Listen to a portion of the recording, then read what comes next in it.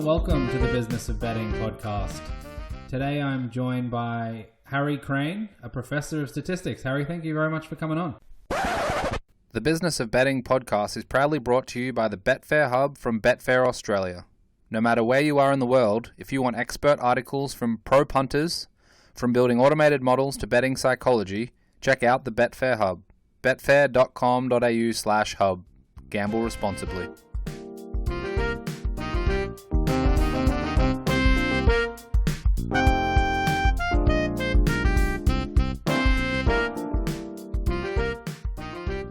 Today I'm joined by Harry Crane, a professor of statistics. Harry, thank you very much for coming on. Thanks for having me, Jake. Good to be here. So I was purposely short. There are many things in life. Obviously, professor of statistics is one and relevant for what we're going to talk about today. And before we get too deep in titles and academia and things like that, I wanted to just hear in your own words how you would describe yourself, because often people are led in a certain direction when they hear people with titles like professor and things like that. But from your point of view, how exactly would you describe yourself and what you're interested in? Yeah, I mean, we'll probably try to keep it as far away from academia as possible today, but you'll see how I try to think about these things. But I think the easiest way to describe myself would be that I'm just generally obsessed with probability and anything having to do with probability. And so obviously that involves gambling, but it's really not just about gambling, but everything or anything related to uncertainty, making decisions under uncertainty, living with uncertainty, living with risk, and kind of how I or how anyone else conducts how we conduct ourselves in those situations. So certainly part of this involves the math of probability or statistics that you would come across in school, and certainly parts of that are relevant. But what interests me and what motivates me in this topic, that's really a small part. That's aside from that technical part, there's also a big logical and intuitive component to it that I'm interested in. There's also a lot of emotional aspects of risk and uncertainty that come into play. There's also ethical aspects to it, and gambling and risk taking certainly touches on all of these factors, which explains my initial interest in this topic ever since I was a little kid. But that still carries on to today, both in my research in probability and statistics, and also in my involvement in some gambling related projects and ventures that I do on my own and with some of the other teams out there. So oftentimes those coming from an academic background will focus heavily on the technical side of things, which is often critical. But hearing you speak, outside of, today and this, but more broadly, as well as reading some of the work you've done, I would imagine you seem very focused on the common sense part of, living in this universe and all the uncertainty and unknowns that do exist, as well as the technical part. But it seems like if I had to pick a side that you were more heavily focused toward, it might be that. Is that the wrong assessment, or is that how you would view yourself? Because it's a refreshing way to look at things, just given, we obviously all live in this world and understand it's not as simple as a research paper. Yeah, well, I think that's a fair assessment.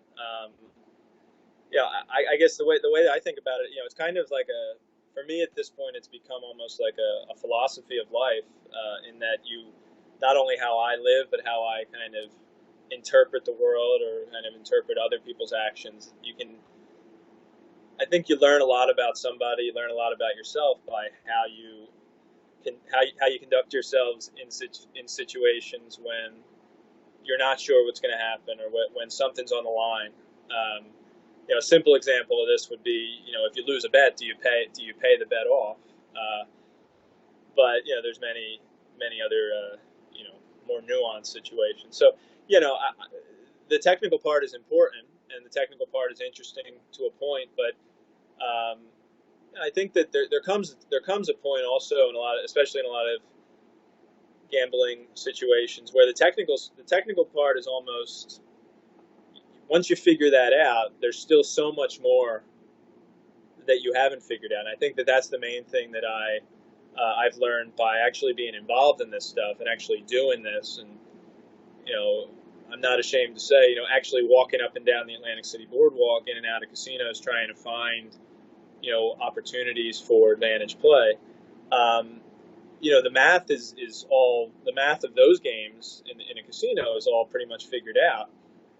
But the people who are the very best at figuring out those problems would have no idea how to make money in a casino. So there's this whole other real world aspect to it that I think is extremely important and doesn't really get conveyed in the classroom as much as it should. And I try my best to do that when I teach. Is it fair to say that we are generally not very good at understanding even the technical components? We can put aside the more difficult uncertainty aspects and unknowns out there, but even just generally talking about probability and just the average gambler or the average person on the street, it's seemingly that we are still not very good at finding the answers to things that are generally solvable in a way that'll help you with gambling, for example. And it's one thing that always strikes me as an immediate disadvantage. You obviously got to beat the minus 110 or the VIG or the juice or whatever, but I think part of it is understanding ourselves, and I do get the sense that we're not very good at that. Is that a misunderstanding on my part, or is that generally how you've seen things as you've done things over the years? Well, I mean, I guess it kind of depends. I would say, I can't speak for anyone else. I mean, I can think about how I came along, and I'm always learning new things all the time. And actually, in some sense, related to your question, is that it's almost like, well, now the more I've learned, the more I realize how little I know. And I think that that's common of anyone who kind of spends enough time doing something, as you realize kind of how naive you used to be, and you kind of assume that there's so much more to learn moving forward. With respect to some of the things that people do in gambling, I would say that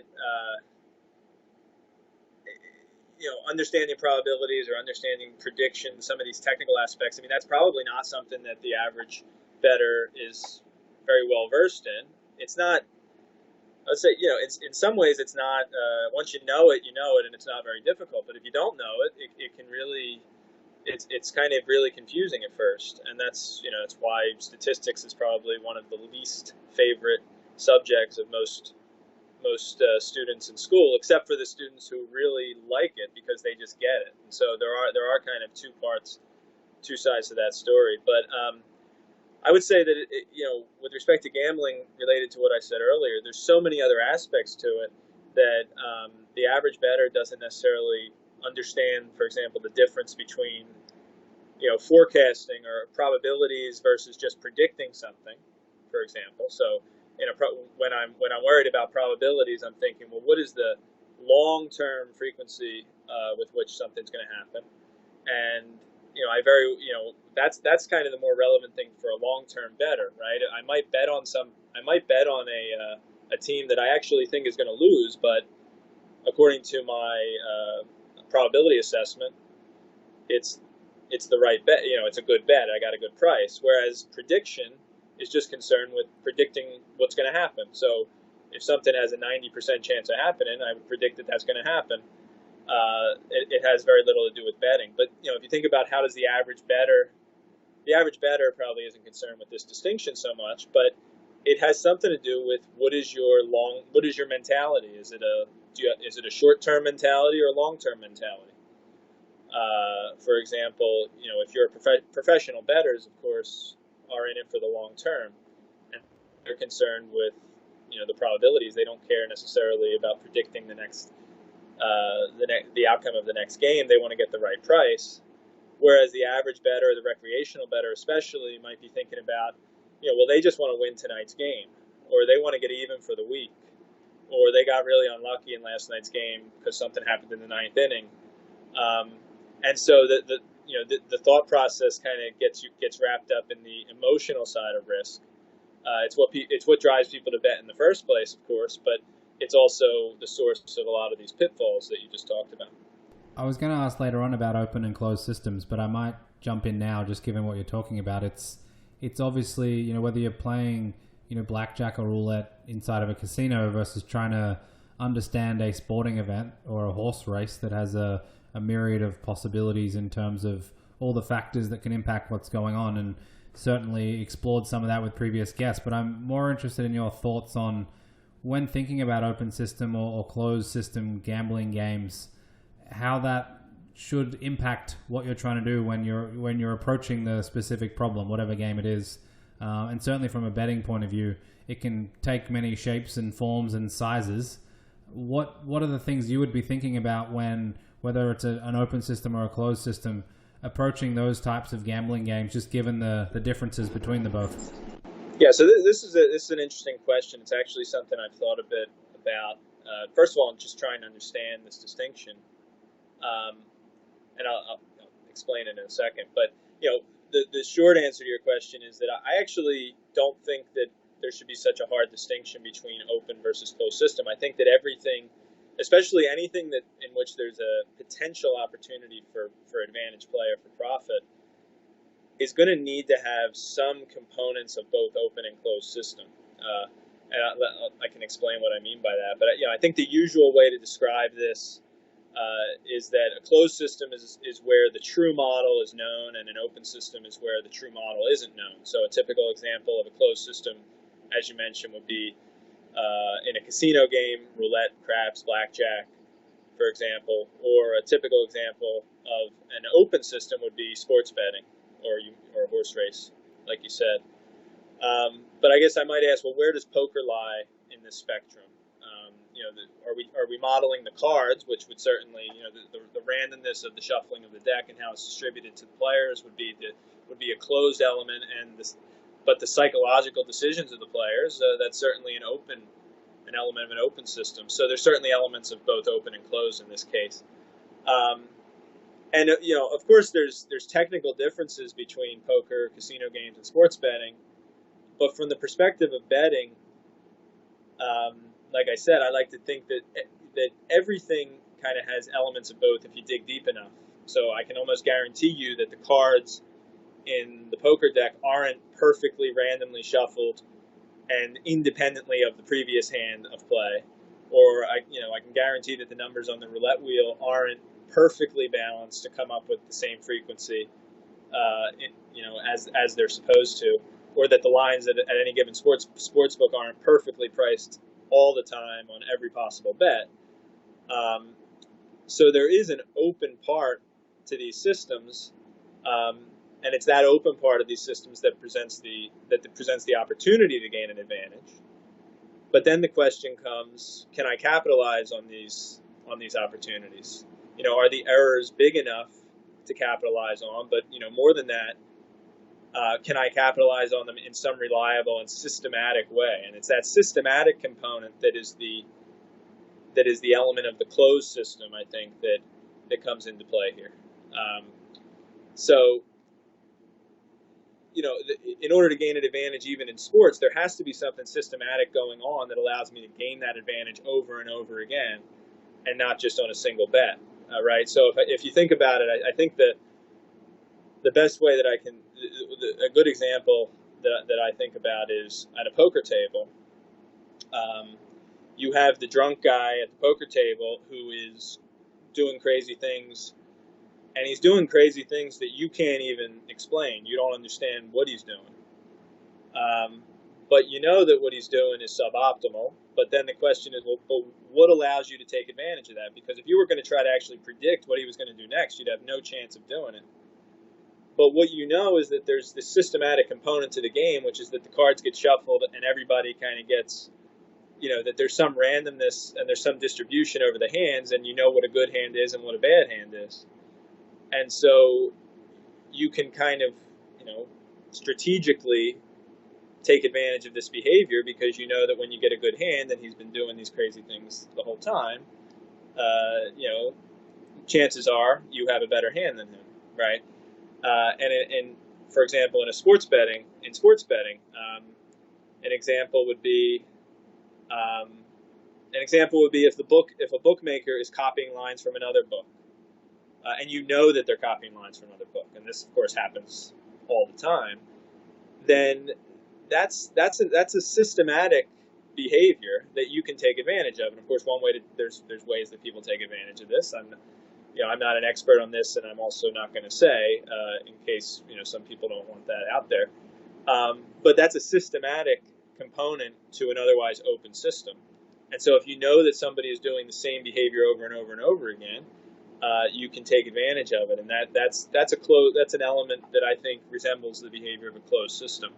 Interesting. So we shouldn't be too quick to distinguish between a plus EV bet at a blackjack table after a certain count has been achieved and a plus EV bet in the Super Bowl, because there are certain things that are additional to those two specific examples that, although one or the other might be an open or closed system, it's not as simple and as easy to just lump them into those buckets so quickly.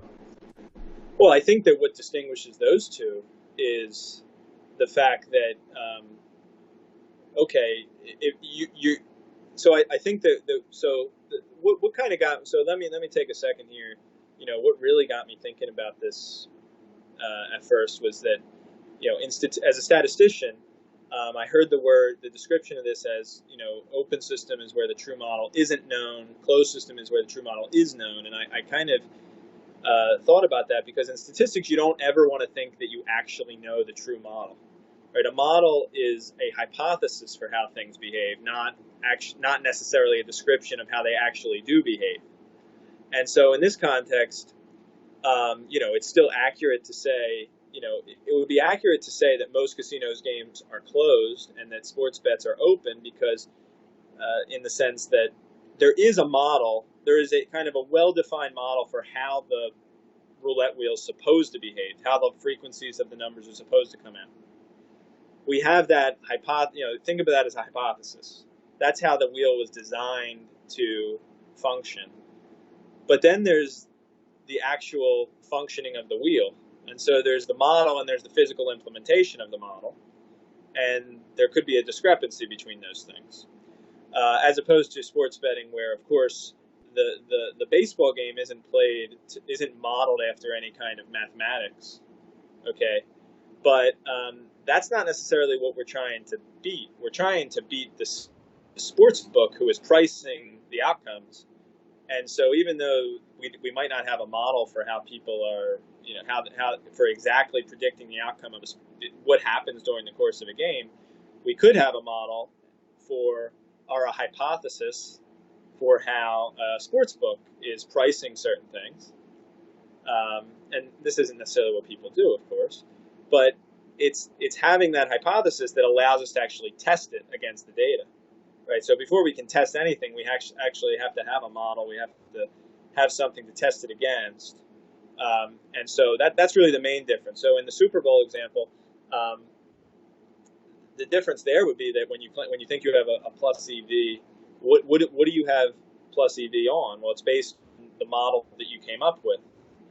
But that model is not that's a model that you built through data analysis and things like that, as opposed to the model for optimal strategy in blackjack is based on this hypothesized model upon which the game has been designed. So there's a sense in which the model for blackjack, you probably have more confidence in the accuracy of that model. And so you can be more confident in your assessment of the expected value of that bet. And so the confidence that you have in that expected value, quite possibly would have an impact on, how you choose, whether you choose to bet, how much you choose to bet in both of those two situations. And so that's really a matter of model uncertainty, which is related to this open and closed debate. But I would say, the situations that I refer to, in casinos where they might be more of an open system than you think would be situations in which obviously there's dealer mistakes, or situations in which the information that you're supposed to have, that you have, is more or less than the information that you're supposed to have, and that would be a situation in which the odds actually have changed, and in some sense the model or the correct odds have changed. So in some sense the modeling has changed as a result of this physical implementation, this mistake in the implementation.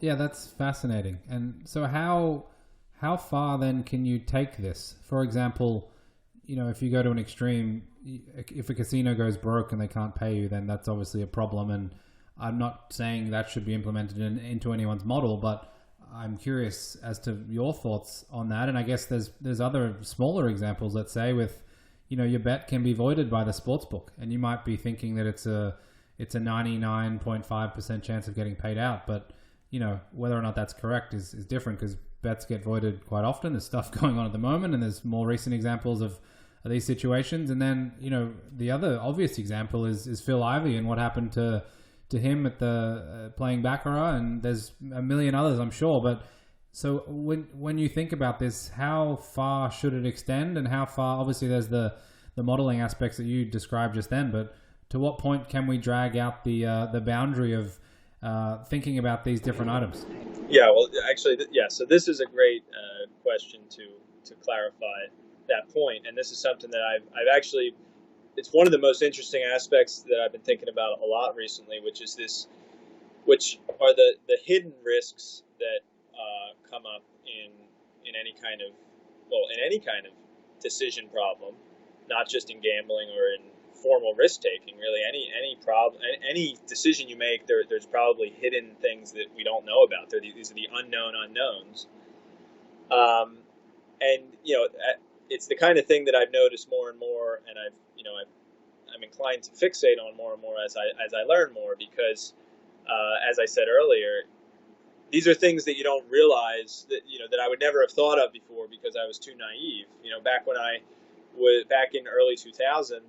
I started playing online poker around 2000. There were maybe only a few sites, or at least a few active sites at that time. It started out by I sent $50 Western Union, to somebody named, whatever in Tijuana, Mexico, and he wasn't the guy who I was sending the money to. I was trying to send it to Party Poker, but they told me to send it to this guy in Mexico. And so I thought, well, that's a little bit strange, but it's, at the end of the day, it's only $50, so I'll do it. Now, I did it and the money showed up. And so, over a period of time, I became comfortable with this process, and ultimately, you win a bit, you have a pretty good amount of money on there, and I'm not the only one. And I thought, well, what's the big, I left it there. I didn't feel the need to withdraw. And, of course, there's all kinds of risks. My account could get hacked.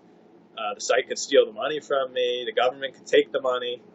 And I didn't think any of those things were actually going to happen. Now, I actually got my money out before all of this went down. But as you know, that's actually exactly what was happening. Was that the site, or at least Full Tilt, in the case of Full Tilt Poker, they were essentially stealing the money, or running a Ponzi type of scheme. Now and I know people who had the money in there. But I guess the point is, I wasn't even kind of conscious of that, which is kind of stupid when you think about it. So the Phil Ivey example is actually a really good example, because if you look at this case, they came up with a ingenious strategy where they convinced the casino to change the game in such a way that the odds were in their favor. And so you can do the math, and if you do the math and you come up with the optimal strategy, they had somewhere between a 6 and a 7% advantage. But in practice, did they actually have an advantage? Did they actually have an edge? In the Crockford's case, the expected value, on paper, the math problem says that they had a 6 to 7% advantage, but the expected values clearly the outcome was that, you could argue that the expected value was actually negative because of the hidden risk that they wouldn't get paid, and that's exactly what happened. So they were effectively getting free rolled on very large wins. I mean, had they won relatively small amount, maybe they would have gotten paid. Obviously, if they had lost a large amount, it's not like they were going to get refunded that money. So that's a situation that, even a major casino, you would think, well, they have the money, I'm not cheating, and even after the court case, they haven't been accused of cheating. They were never found cheating, but they still didn't get paid. And if you think about this too much, you drive yourself crazy, and you end up overthinking it, and you'll never you'll never put any money down on anything. But yeah. the point is that there are these things to think about, and it is worth at least keeping it in the back of your mind and trying to. I would say, of course, I wouldn't say that. I think that they probably did the right thing in taking a shot at it, but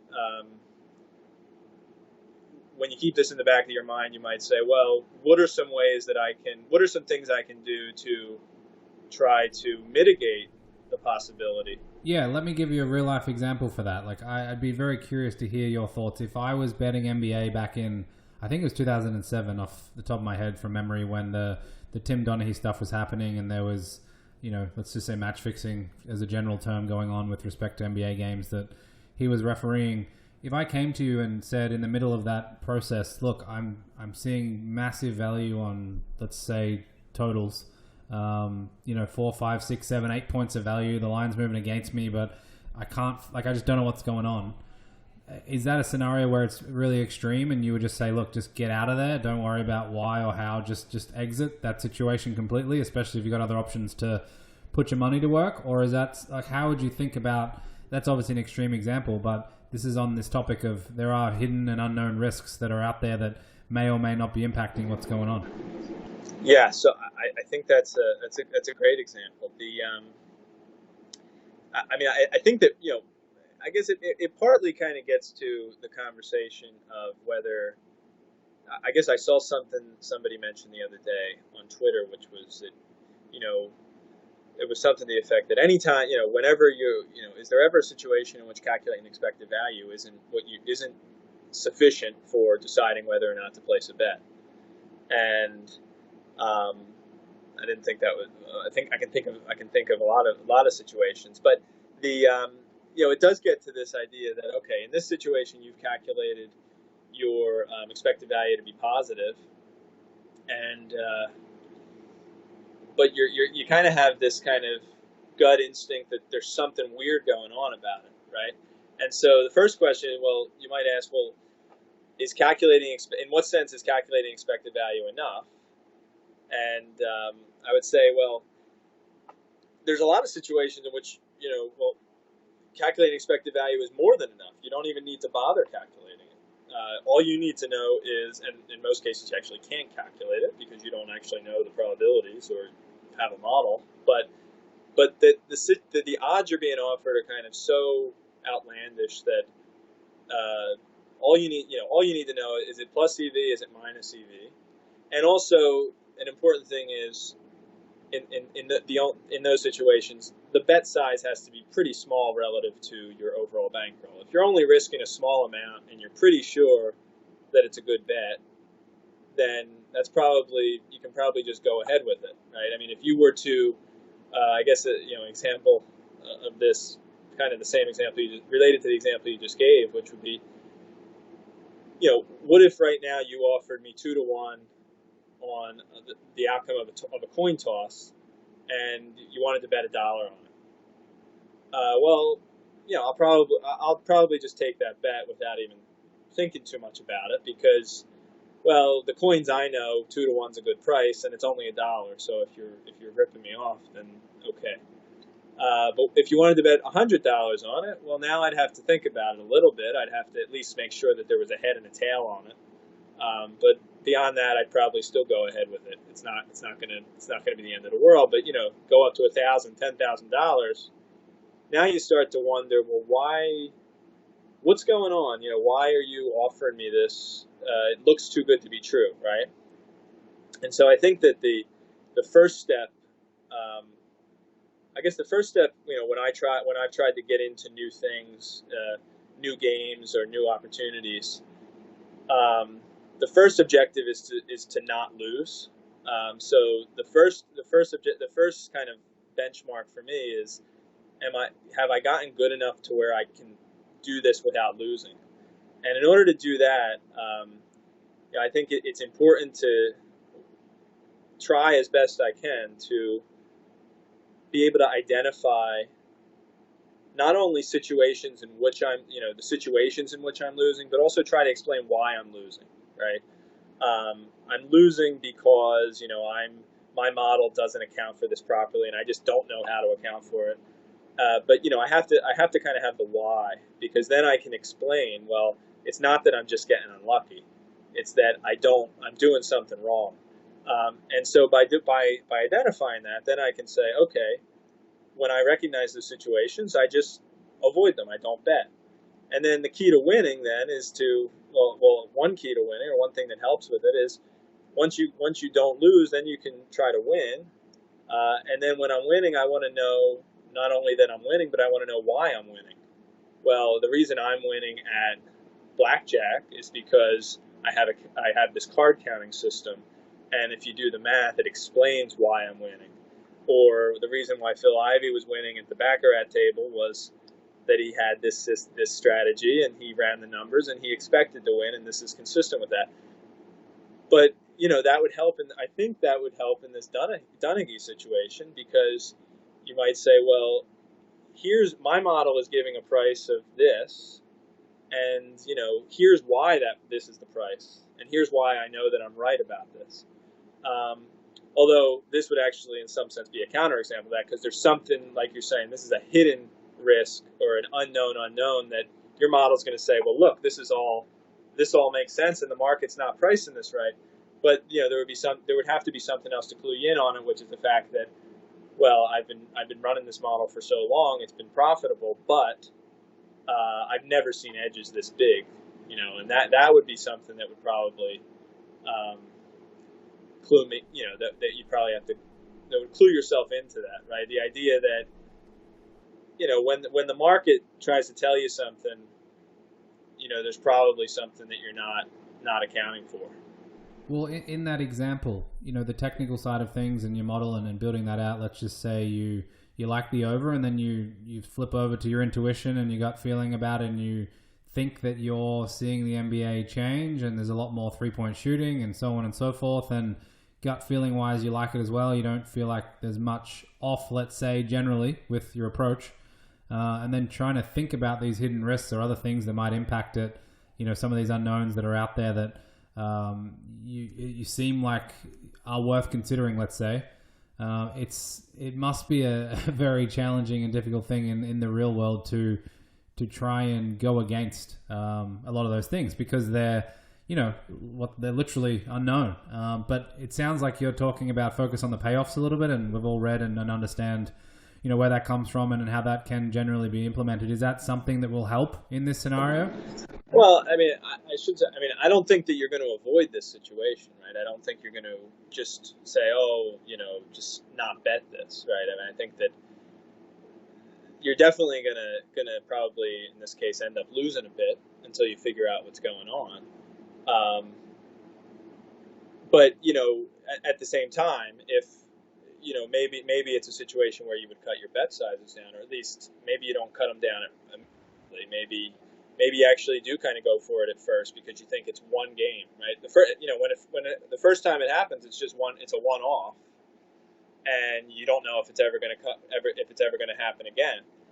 But then you start to see, well, it's happening every night, and so either there's a systematic error in these lines, which starts to become less and less likely as it happens more and more. But if it is a systematic error, and if it's going to persist for a long enough time, then you don't have to kind of bet the house on it every time. But I think this is a situation where at first you're not even going to notice anything. You're going to probably place the bet and you're going to end up losing. And I guess it's just a lesson to kind of always to realize, the thing I said earlier, that of course there's no such thing as a true model in anything, I would say, but there's definitely no such thing as a true model in these so-called open systems. And so there's always the possibility, like you said, that the game is changing, and that your model has kind of failed to account for those changes. And so whether it's a referee cheating or just that the style of play changes, as it does, pretty consistently over time, styles of play change on a league-wide level. So to just realize that, of course, any model I have is always going to have to get refined and updated, and to constantly be going through that refinement process. Of course, that kind of opens up a whole other can of worms, because you don't want to overly tune your model, So I would say this is more, this of course is more art than science, in kind of knowing, kind of having the common sense of knowing, well, this will work for a period of time, but I have to constantly be updating it. But at the same time, I can't be updating it to the point where I'm overfitting based on very short-term fluctuations. So this topic seems like an argument in favor of using intuition and using the gut feeling because, in terms of a very dumb question to you, how common are these unknowns, I guess, is the question I would ask. And obviously that's a very silly thing or a silly way to put it. But if it can wipe you out, it obviously matters. If you're pressing, that advantage in the basketball example we just talked about, then yeah, it can wipe you out or at least can eliminate a lot of gains. But I think the reason I ask it in this way is that the average or the general gambler, or even a very vast majority, probably don't think too much about the hidden risks or think about some of these unknowns that might impact them. And if I was forced to make an argument that maybe it's okay to just have your model calculate, what you think the number is, bet plus EV situations, follow Cali and do a lot of the technical stuff correctly, get the best price and just hope some of these unknowns and hidden risks don't end up impacting you. It's probably not a very holistic way to approach it, but I think the only thing I can glean from thinking about it for, the extent of this podcast is you got to rely sometimes on your intuition more than some of the textbooks probably tell you when it comes to certainly what's in theory closed systems, but I also think it applies across gambling. Well, yeah, I think that, here's a very non-technical point on that, which is if it can wipe you out, then it doesn't matter. It doesn't need to be an unknown for you to kind of take measures to fix that situation. It can be a known. You don't walk up to the, imagine that. You can imagine a situation in which you came across some extremely positive expected value bet, like the 2-to-1 coin toss that I said that you were offering me, and you're 100% sure that this is a fair coin. It's none of this thing I said about the model is actually unknown. It's 100%. You know it with certainty. You have this huge edge. You're not going to go and bet your entire bankroll on it, right? So even though it's a positive expected value bet, so anything that can wipe you out is a problem, obviously. So the real the first step, the real key to being successful, obviously, in gambling is to build a bankroll.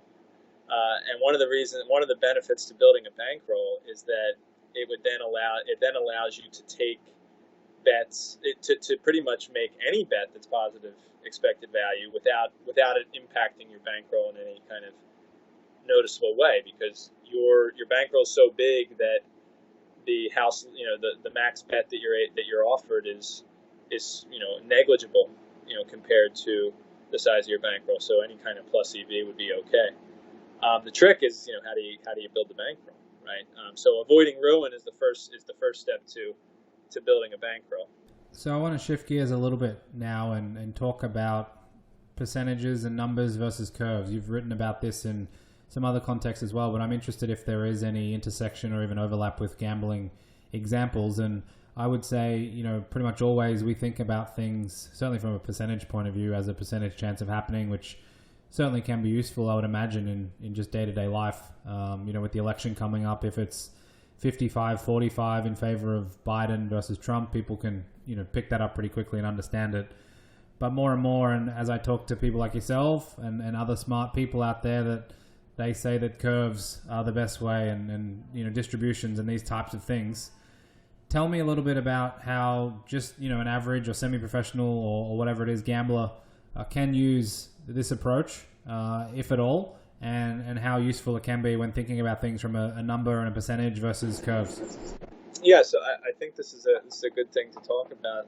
I listened to a couple of your other shows where you talked about the curve. So by that, I assume you're referring to the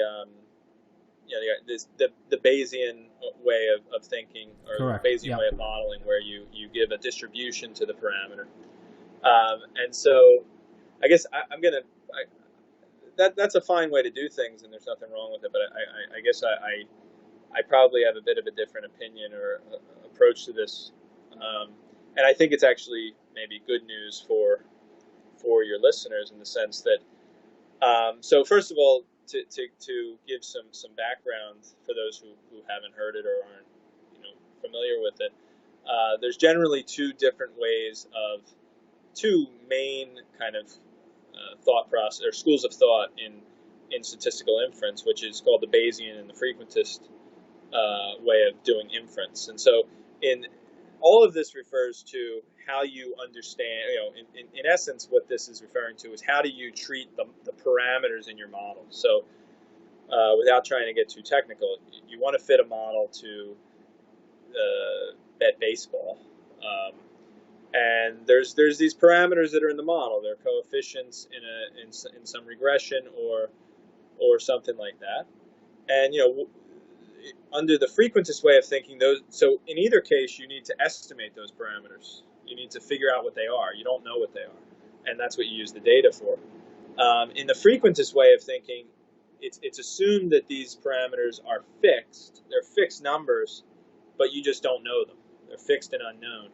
Whereas in the Bayesian way of thinking, they treat them, it's also unknown, but you put a distribution over the possibility. So, I don't know whether the parameter is, it could be anywhere between -1 and 1, say, or anywhere from -10 and 10, but I'm pretty sure it's close to 0, so I give more weight to kind of the area around 0, and I kind of model that my uncertainty about that parameter by this distribution. So that's called a prior distribution. Okay, so that's just the definitions. But honestly, I don't think it makes a huge difference which of these approaches you use.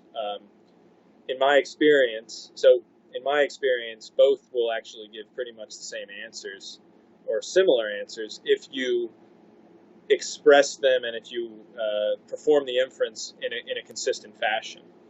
There might be benefits to using one over the other in a given situation, but I really think the most important thing with respect to this divide is that no matter what approach you're going to use, and I've used both depending on the situation, but if you only use one of the approaches, that's also fine.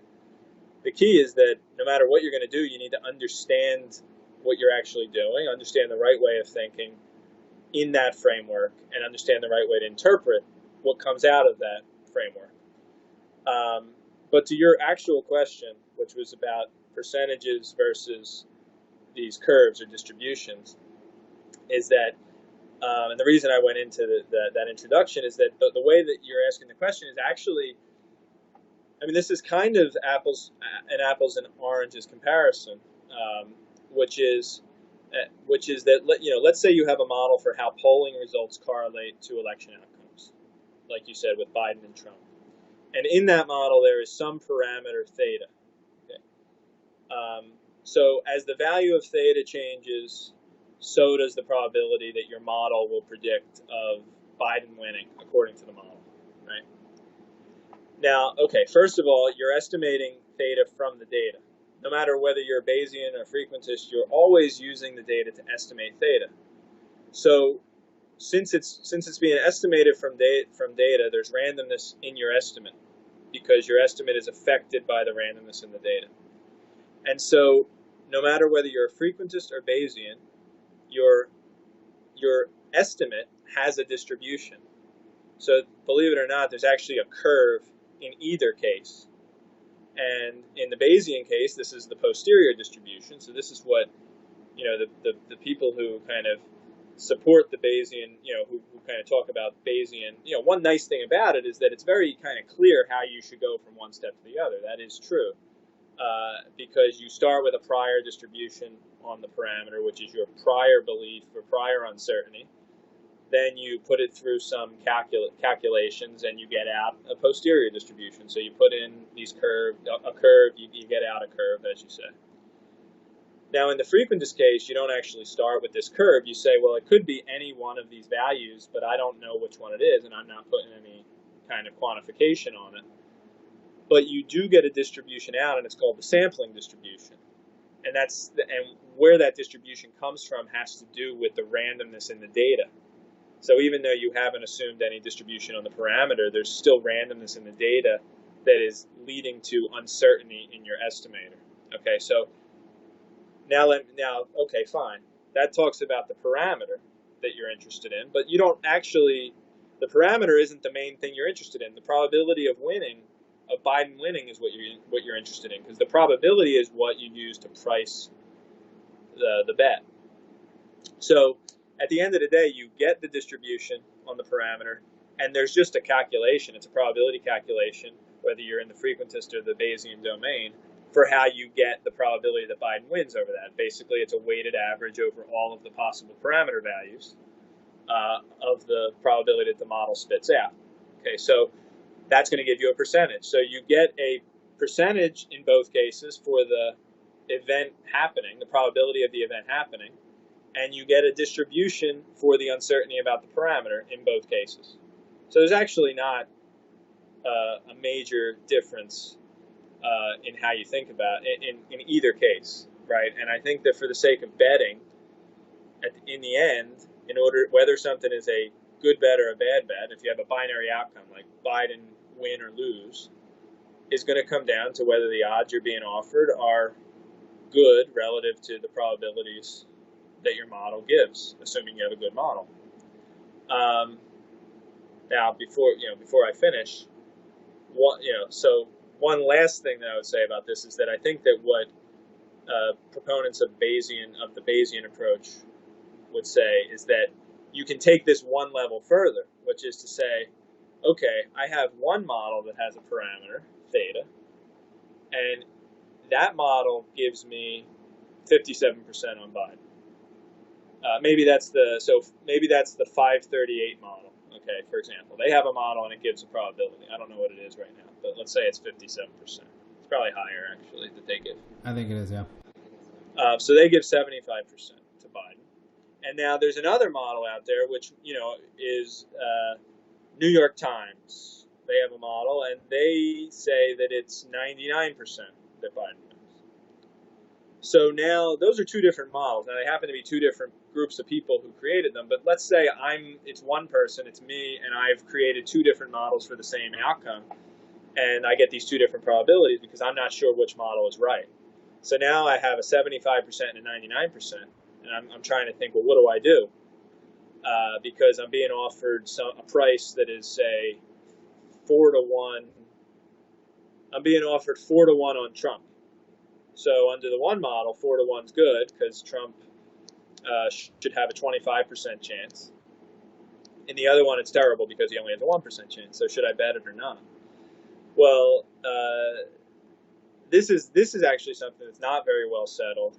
In the Bayesian setting, you can put an extra distribution on the two models. So you can say, well, I have the two models, and I have, say, I'm 80% confident. I'm more confident in the 75% model than the other one, so I can put probability. I can put 80% weight on that and 20% on the other, and that's going to then produce me a way to kind of get at this probability. But I don't necessarily think that's the best way to go. I think that this is an illustration of uncertainty that kind of lies outside of the modeling framework, in the sense that I have uncertainty in which model I'm supposed to be using. I can't kind of just I don't think it's a good idea to just say, okay, I'll just average over the two possibilities, especially when you're risking money on these types of things.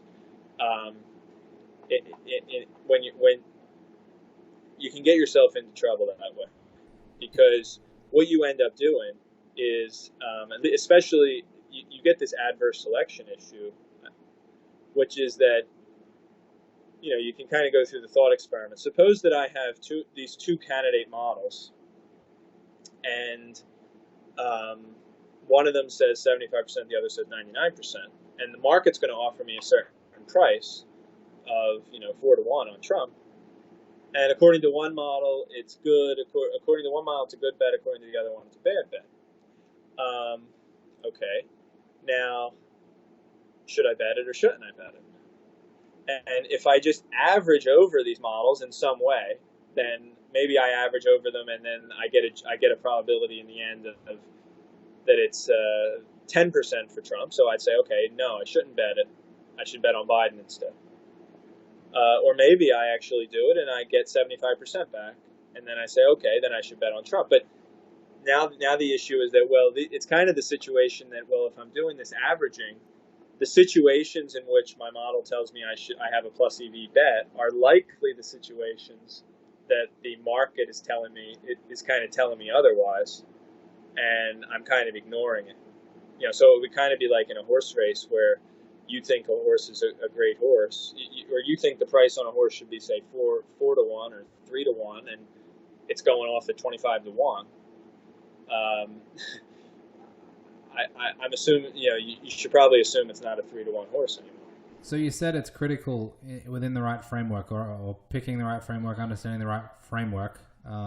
That sounds obvious to me as a non-expert, but is it clear before you start your approach or your process which path to take, or which methodology is right? And I think you said earlier as well, you can oftentimes have roughly the same outcome depending on which approach you use.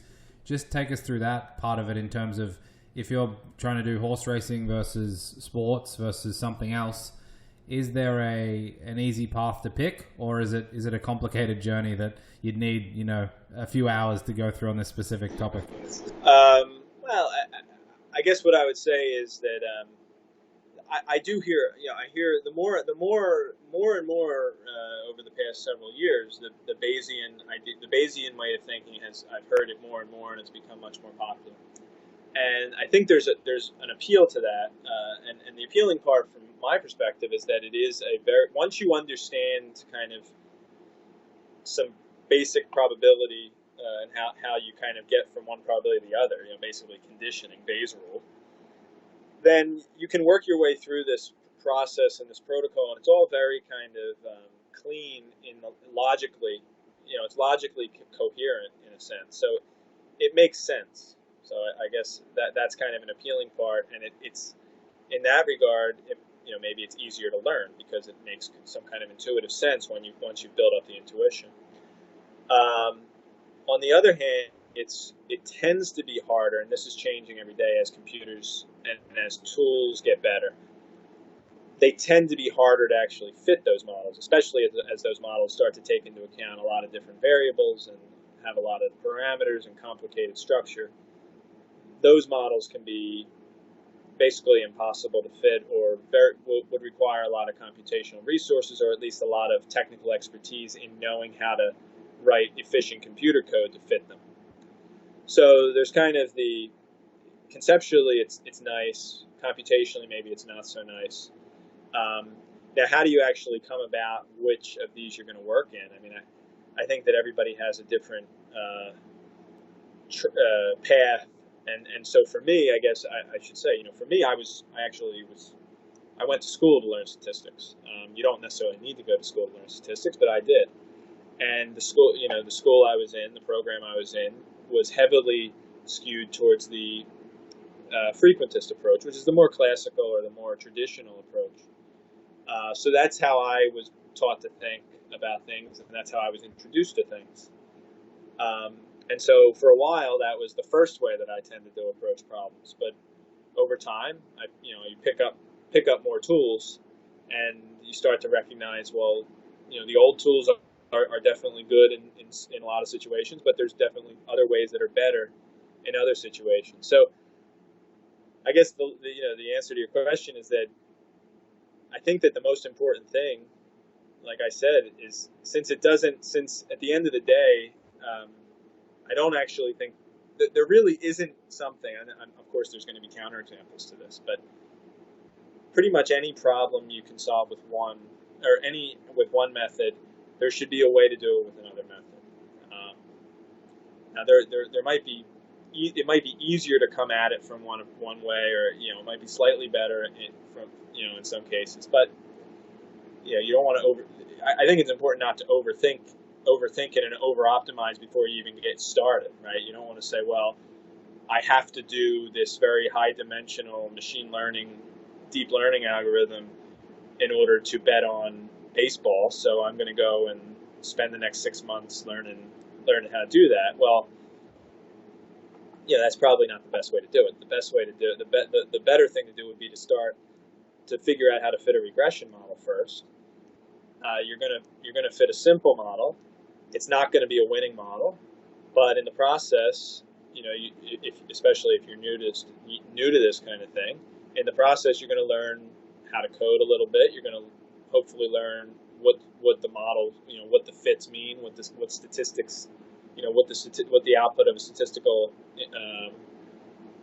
analysis actually means, how you interpret it, and you can kind of slowly build from there. Because the most important thing, I would say, especially as you get into some really complicated models, which might be necessary when modeling these types of things, and especially as these algorithmic approaches become more popular, it's going to be necessary to compete, to kind of be on the cutting edge. And when you get to that point, the most important thing is that it's still very crucial to understand what the model output is actually saying. Does it even make sense, right? And that's where I think common sense, if you don't have common sense already, you have to work on developing it. And that goes for everything, not just in, walking down the street and knowing whether somebody's trying to rip you off. I mean, that's important too. But it actually becomes even more important as these technical tools become more sophisticated, I believe, because you take these algorithmic approaches to sports betting. You need to know kind of whether the fit that you got, what the model is saying, actually makes sense. Well, how are you going to do that? So for example, let's say that I'm trying to predict. I'm trying to fit.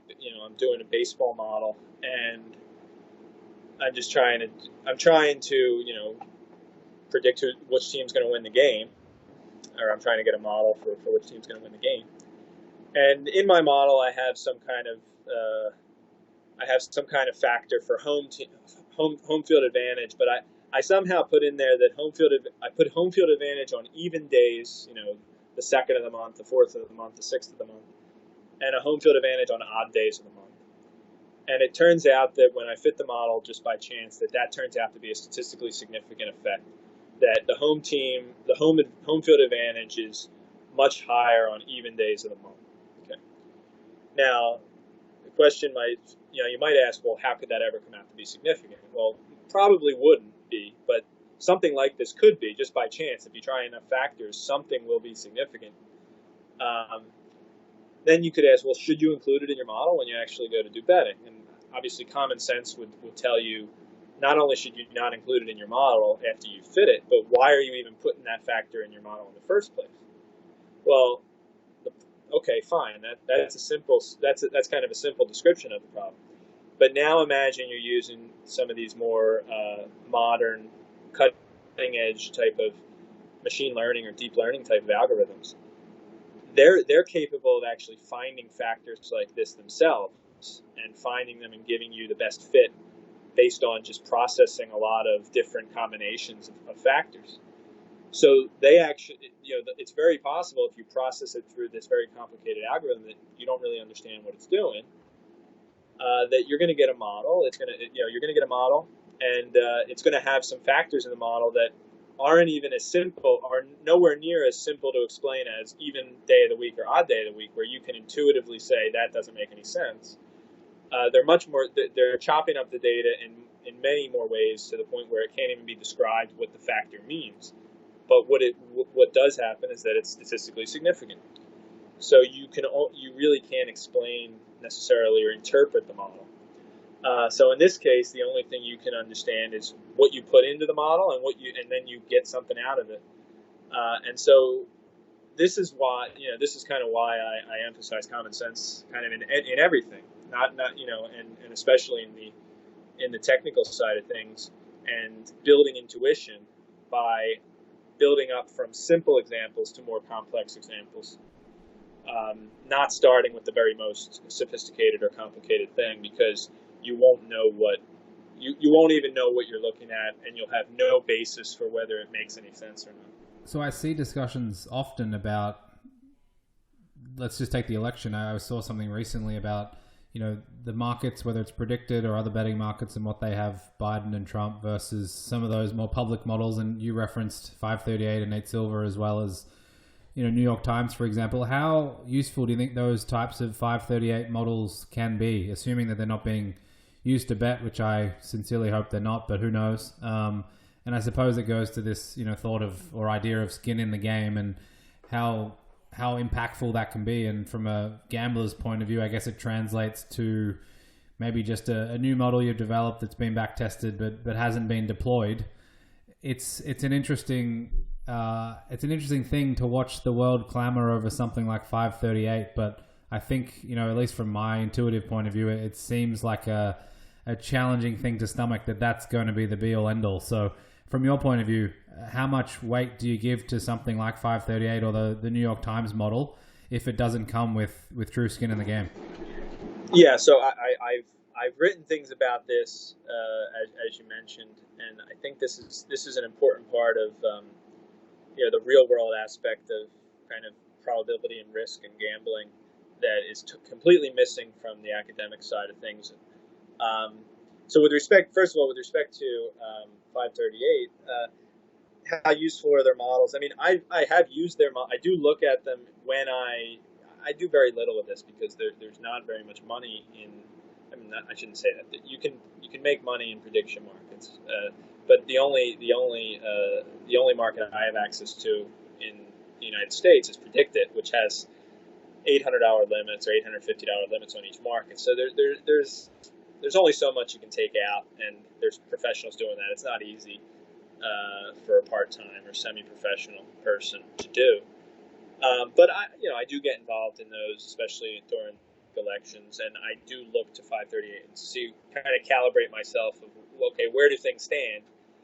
And I do believe that there are situations in which 538 is definitely much better, and there are situations in which it's probably much worse. I mean, for the Biden Trump thing, I would. So I tend. So here, just to give you my heuristic, and I've used this successfully in the past, and I'll probably look at it again. But I don't trust 538 on any probability between, say, 15% and 85%. In the sense that if they give a probability of 80%, I would say that I have no idea whether that should actually be 65% or whether it should be. It's probably more like 65% than anything else. But there's a much wider range of what it actually should be. Whereas when they give something a 99% probability, usually Predicted is only given it like 94 or 95. But the reason is easy to explain because there's transaction costs and there's long shot biases in these prediction markets. So I think on the extreme ends of things, 538 is probably a little bit better, but on the middle, in the middle, it's probably a bit worse. Okay. But what bothers me the most, and what I've written about, and you talked about skin in the game, and what I talk about is what I call the fundamental principle of probability, which is that if you say, this is kind of what makes prediction markets good, a great thing, and this is kind of what makes sports betting, well, actually, I won't say that because sports books, like you said, they put up numbers and then they cancel the bets or they don't pay them out. Well, what I was going to say is if you put up a probability, if you say that something has a certain probability, it doesn't mean anything unless you're actually backing it up and putting a bet on it. If you see an opportunity, according to your probability, it looks like a positive expected value bet. Yeah, assuming that you're not risking ruin and all of the other things that we talked about. And this is something that's completely missing from the 538 stuff. And actually, it's something that really kind of struck me it was 2 years ago with the midterm election. I saw that Nate Silver had, he was doing a podcast and he was asked, he was kind of making fun of the prediction markets, which he does from time to time. And he was saying that they were really stupid about certain races. And someone asked him, well, have you bet on these based on your model? And he said, oh no, I haven't, because it's a conflict of interest to do that. It would be unethical to do that. And I thought that was an amazing answer because, as far as I'm concerned, it's ridiculous. The opposite. It's the complete opposite, which is that you're ethically obligated to bet on that, as somebody who is kind of putting it out there as publicly, and you say that that the markets are stupid. Well, then prove that they're stupid. Go make some money off of them. And so this kind of reminds me of a story that went so that I about the first time I actually ever taught a class, which was when I was a graduate student. I had to teach a class as part of the program, and it was an undergraduate class in statistics. And like I said, I try to bring in I try to bring the real world aspect into it as much as I can. Although, believe it or not, it's harder. It should be easy because of how closely connected, how much probability gets used in gambling, and how important gambling has been historically to the development of probability. I mean, the initial kind of motivation for mathematical probability was gambling. So it really should be talked about a lot more, but it's kind of been swept under. It's kind of being brushed aside, trying to think, well, we're more sophisticated than that now. But at the end of the day, that connection to real world consequences is what makes any of this stuff meaningful. So anyway, I was teaching something called the St. Petersburg paradox, which just briefly to describe it it's just a game where the stake, we're going to start out with a stake of $1, and I'm going to toss a coin until a tail comes up. So I'm going to toss a coin until the first tail comes up. But every time I toss a head, the amount of money I owe you doubles. So I owe you $1 at first, and then I toss it and it comes up heads. So now I owe you $2. I toss another head. Now I owe you $4. And then $8, $16, $32. And then if a tail were to come up at that point, I would pay you $32, and we would be done. So you can see that if you play this game, that if you toss enough heads in a row, or heads in a row, then you're gonna end up losing a lot of money fast. 10 heads in a row would be 2 to the power 10, which is 1,000. 10, which is 1,024. So you can lose money pretty fast in this game. But the reason why this is called a paradox, this isn't a game anyone ever plays actually, but the reason this is called a paradox is because if you calculate the expected value of this bet, of this game, it's infinite. Okay. And so then the question is, well, how much would you be willing to pay to play this game? And so just quickly to relate it back to, we talked earlier about calculating expected values, and kind of the first thing I hear people talk all the time, plus EV, positive expected value. That's kind of the first thing to think about. You need to have positive expected value in order to make a bet, but just because you have positive expected value doesn't mean you make it. And also after that, you have to determine, well, if I'm going to make a bet, how much am I going to bet, right? So in this situation, it's, well, this is a positive expected value. How much are you going to pay to play? And according to the naive view of things, you would say, well, you should pay any finite amount because it has a higher expected value than that. But kind of intuitively, you think, well, but let's say you paid $1 million to play this game. Well, in order to break even, you would need to flip 20 heads in a row, and then on the 21st, then you can double your money and you'd make $1 million, and after that you start to make a ton of money. But with very, very high probability, you're going to end up losing something on the order of $1 million. So nobody in their right mind would actually pay $1 million to play this unless they had probably trillions of dollars, if you actually do the Kelly calculation. So anyway, so that's the game, and so I taught this paradox, and I wanted to demonstrate it live, and so I said, let's play this. Is anybody interested? We'll start with $1, and how much would you be willing to pay to play? So somebody offered to pay $5 to play, and so I said okay, and so we started tossing the coin, and it ended up getting pretty exciting for the kids in the class. Not so much for me, but I ended up tossing heads 8 in a row. I should say that before I did this, I said I'm capping my losses at $512, which would require me to toss 9 heads in a row, which I didn't think was going to happen, obviously. But in any case, I tossed 8 in a row, so that's 256 minus the 5 that he paid to play, so I owed him $251. Okay. So the point of this story is, to me, and I really only realized this more and more as it's happened this happened more than 10 years ago, but it becomes more and more significant to me kind of as time goes by. The point isn't that I got unlucky and tossed 8 in a row. Okay, the point is that I lost the bet. After class I went to the student. I paid him the money right away, which was a very simple thing to do.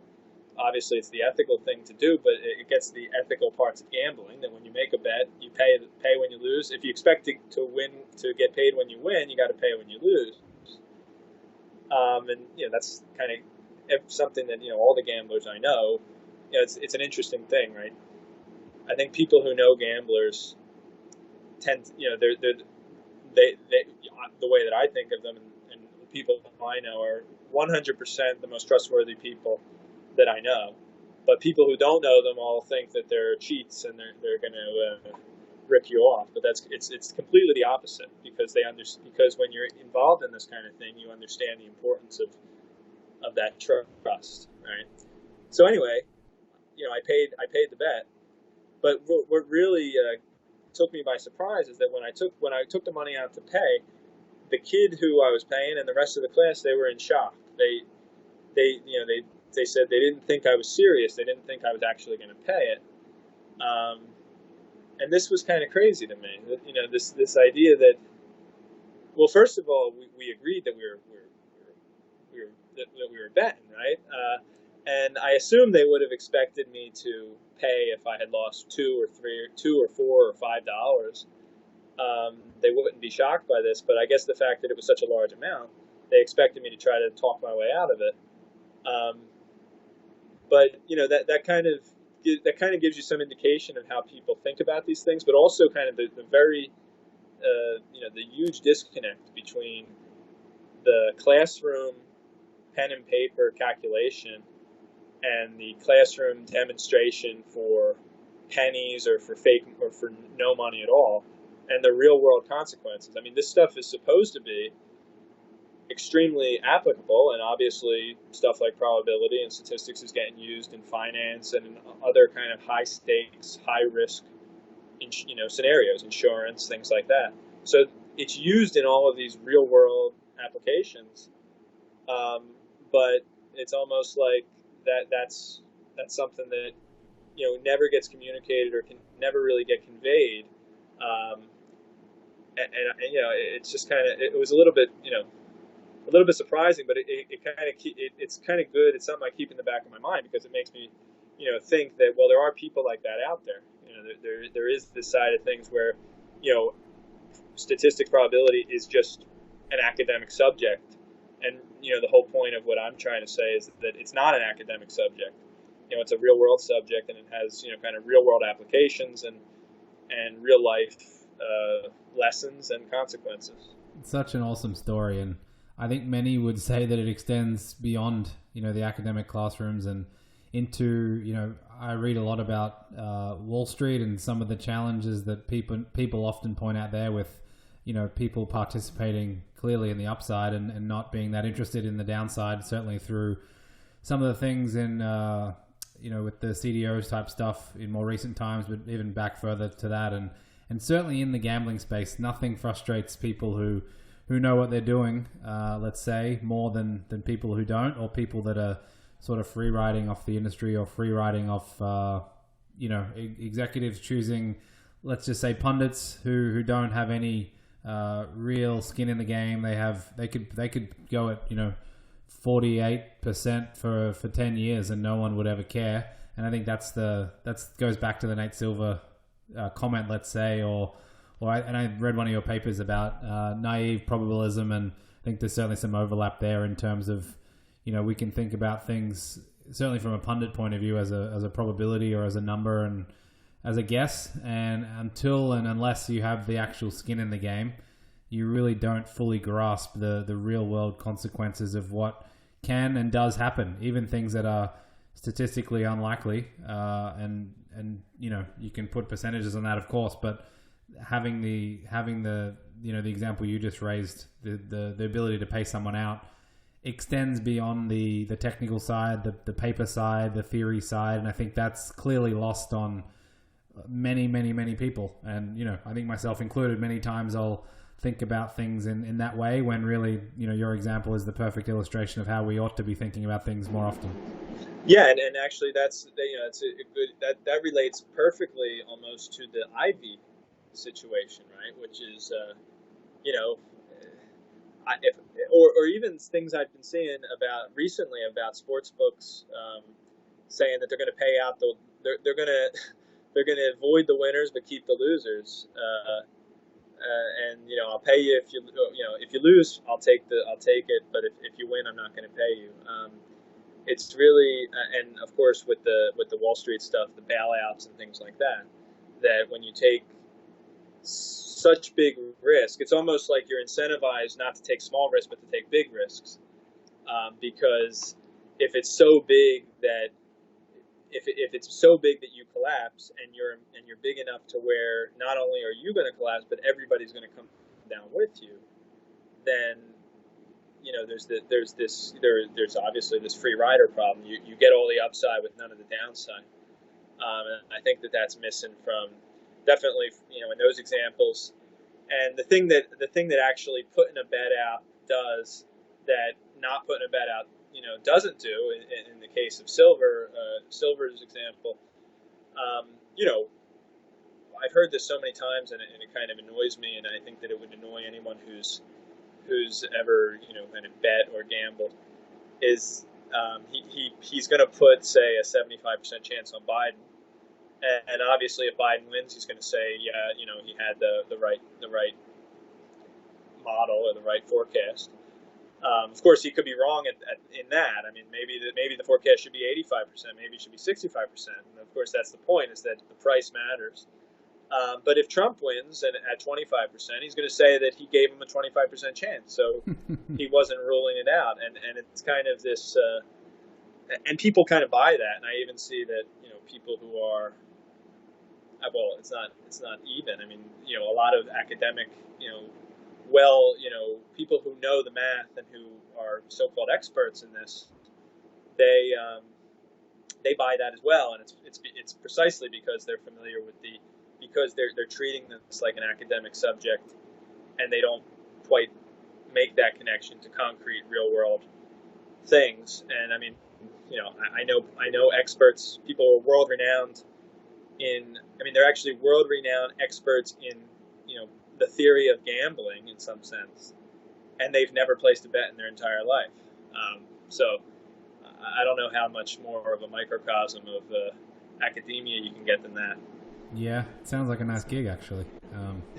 Put my hand up for that one for sure. But for gamblers especially, obviously looking at probability and how much that has helped, I think there's no doubt about that, whether it's someone just simply using Kelly or whatever they're doing in their gambling. But outside of probability, there's plenty of well-known people and books. There's areas of epistemology and other things that seemingly can find relevance. We've talked about some of that now and different heuristics out there. Are there any areas that you would suggest that the gamblers look, or maybe in the next 10, 20, 30 years as things evolve, and hopefully we get to continue to read your stuff and you'll be at the cutting edge of this type of thing in a different way compared to many of the other academics. Is there one area that stands out to you that's going to be a very interesting development point that might have some interest for gamblers out there? Well, if I wish I knew the answer to that, and if I do, I'll try to be ahead of the curve so that I can at least maintain an edge for as long as possible. But I guess we talked earlier offline a bit, and you've mentioned Kahneman and you've mentioned Taleb indirectly in this conversation through Skin in the Game. So if I could talk about something that's maybe non-gambling related, and I can tie it back into those for other sure. authors. So you mentioned naive probabilism. That's something that I wrote about within the past I guess it was 6 months or so now. It was right at the beginning of the coronavirus outbreak in the United States. So it was late February, early March that I thought about this. And at that time there were basically two schools of thought for how we should respond to this thing, which was it basically on the one side there were a lot of the elite kind of academic economists, statisticians, doctors who were saying, there's no evidence that this thing is any worse than the flu. This is complete overreaction. We're overreacting, and we shouldn't kind of go crazy about this. We should just go on with our lives. And so one of the people who wrote an article in Bloomberg was someone named Cass Sunstein, who is somewhat well known he's pretty well known in academic circles and even in politics. And what he's known for is this theory called nudge, which comes from behavioral economics, which is that you can basically manipulate people to behave a certain way just by framing questions a certain way, and basically basing government policy off of this. Anyway, that's part of the thing he's known for. But he's one of the people in this behavioral economics field, which Kahneman is associated to. But what he did was he wrote in Bloomberg about something that he called probability neglect, which is, so in behavioral economics they come up with a lot of kind of catchphrases like this. And what probability neglect is that he was saying that we're guilty of that in the case of coronavirus because there's a very small chance that this turns out to be a big deal, but we're overreacting. We're treating this thing like it's guaranteed to become this major outbreak, but in reality, it's really a very small chance of that happening. And so we should kind of calm down and not worry about it so much. Most likely, he said, it'll be comparable to the flu. So setting aside whether or not he was actually correct in that assessment that it was unlikely, because obviously we know where we're at now, and he was saying this in early March, so there was actually kind of a lot of outbreaks in other countries. It doesn't even matter if it was very unlikely. It doesn't matter if it had a 0.001% chance of becoming, the biggest thing we've ever experienced, because he's completely ignoring the consequences if that happens. Right, so this isn't just you put down a $10 bet on a very unlikely outcome, and if you lose $10. This is, if we lose, it's not just I lose; it's we all lose because of the highly connected nature of how disease is spread and things like that. So this is a systemic kind of major risk at that kind of level at a higher scale. So it's very different than the types of things that you experience in gambling. What about an uncapped St. Petersburg? Well, right. So if I actually got myself involved in such a bet, yeah, and depending on how much money I have, well, that's first of all, that's the reason why you never take St. Petersburg, because no matter who you're betting against, who's going to pay you out, always has a finite amount of money. So your expected value isn't actually $1 million or infinite. It's whatever it's capped by the amount of money that person has, and it's capped actually at a very small number. So in the example, for example, actually going back to the one I gave, I capped it at $512, which if you calculate the expected value of that bet is $4.50, and the guy paid $5 for it. So I actually had a plus EV. So maybe I can hang my hat on that, right? But if you go to if I was willing to pay out $1 million, then my expected value of that bet would only be $10. So there's no such thing as an uncapped, but obviously it can be uncapped relative to my net worth, and then I can say, yeah, I'll risk it all and I'll pay it all out if I lose, and I would never do that, right? That's not a smart thing to do. What am I going to gain? $5, $10 from it?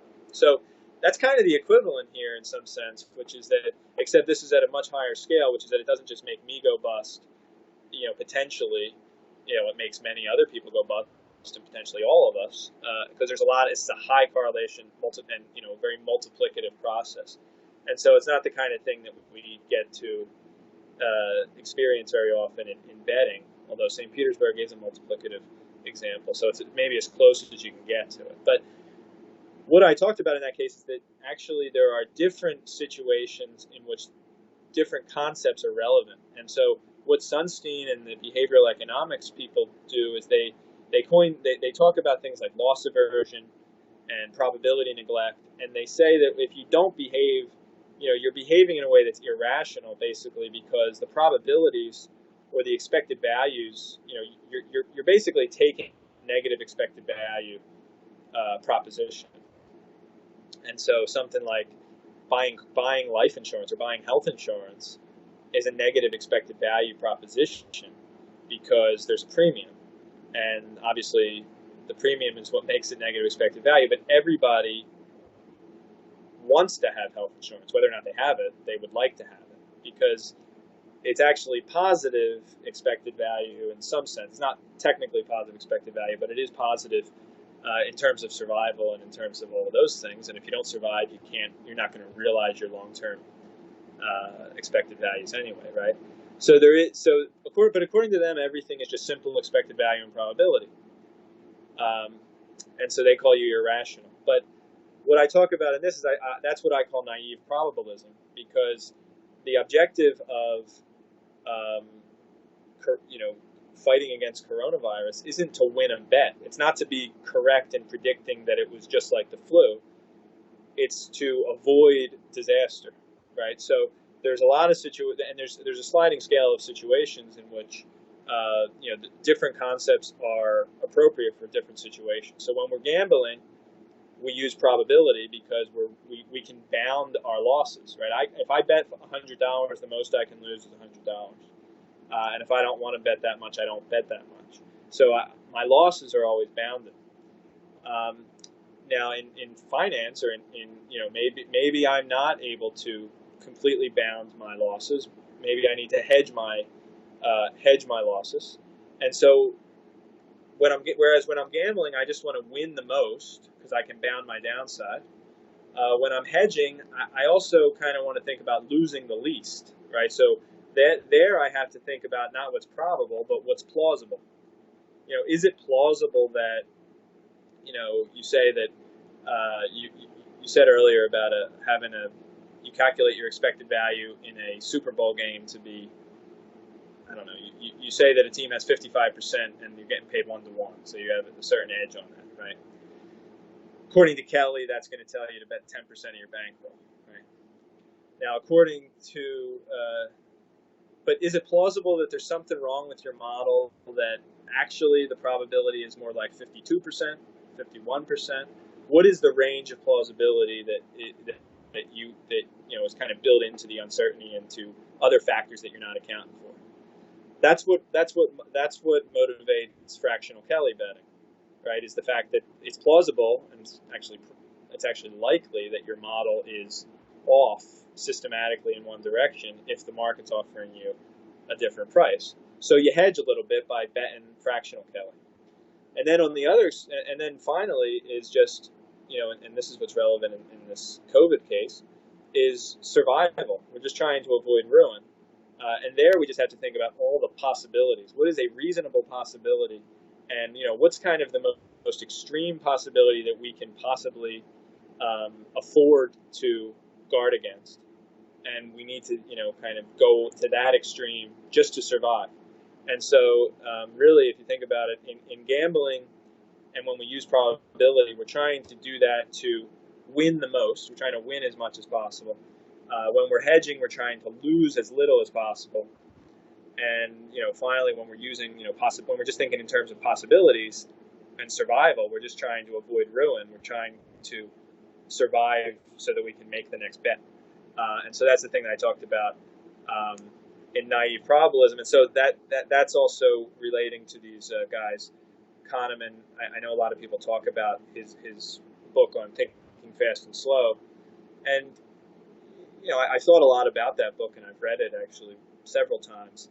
And I actually think that there's there's more kind of, I'm actually not a big fan of that way of thinking, because I think it oversimplifies a lot of these types of things. I mean, it oversimplifies these kind of higher level things, these unseen risks that we talk about. A lot of the things that we mentioned here are not only swept under the rug, they're actually dismissed as being irrational in a lot of that theory. So to contrast that with Taleb, who talks a lot about tail risk and avoiding ruin. And so if you want to compare the two, the expected value, the behavioral economics is doing a lot of first order thinking. What is the probability? What is the expected value? And they're trying to base a lot of decisions or model a lot of behaviors based on that very first order approach to the problem. But even in the gambling setting, as we said, that EV calculation is a first pass at the problem. It's not the ultimate decision point.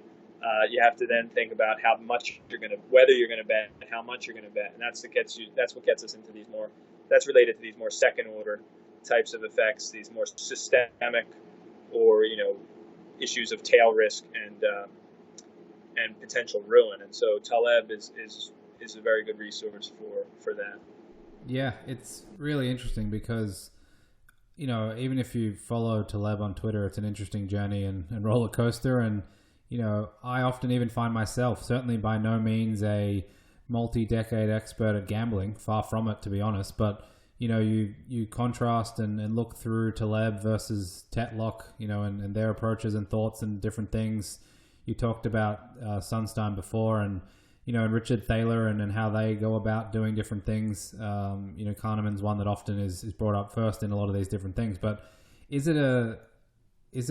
how does someone sift through all of this? Do you have to sift through, what Thaler and Sunstein are talking about and try and pluck out aspects that are relevant? Or, do you completely dismiss certain people if they are, in your mind, incorrect on a certain approach or on a certain area? Because it's not necessarily that easy anymore to, unless you've got hours and hours and hours and you can go through every book and every paper and try and sift through yourself. It is sometimes a challenge to apply weight to what matters and what doesn't. And you'll often find many people who certainly have done a lot of the work and research are for or against. And I think I just struggle to know the best way to approach it sometimes, because even though you might be correct 99 times, obviously all that matters is the one time you're not and what type of impact that's going to have.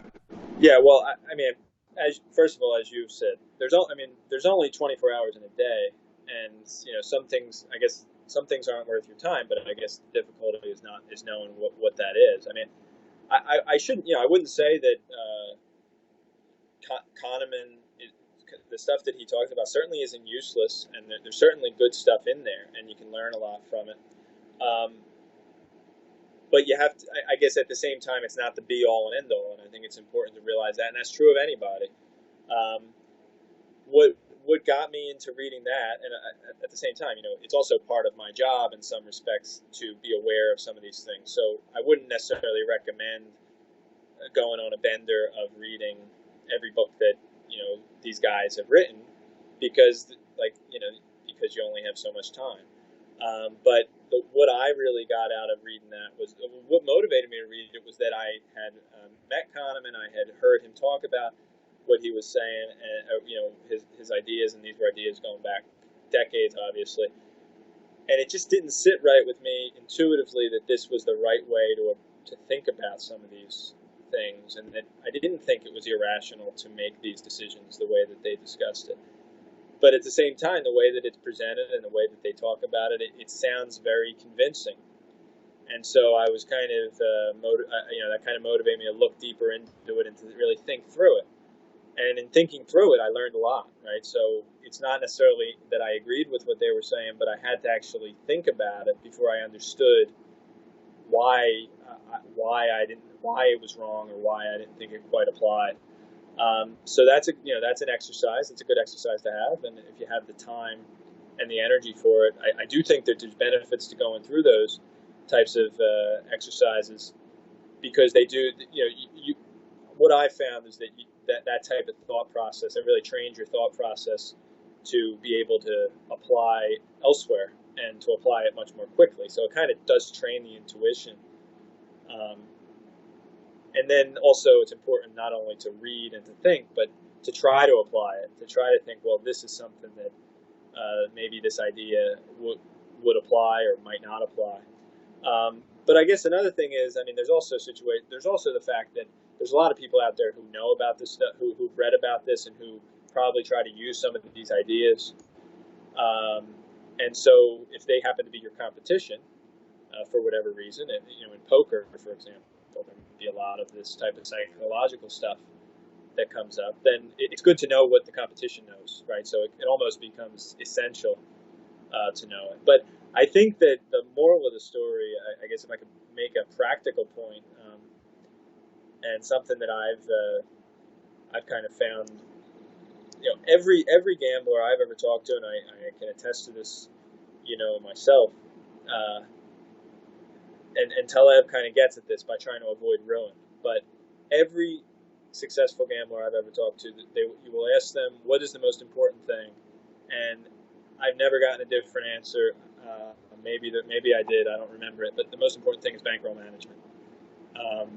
Everybody I've ever talked to has said that, and it really does get back to this idea of avoiding the disastrous consequences, and it's just so hard to do because there's going to be a time where everybody's going to go on losing streaks, and there's going to be a time where it looks like it's all falling apart, and it's tempting to just try to get it all back all at once.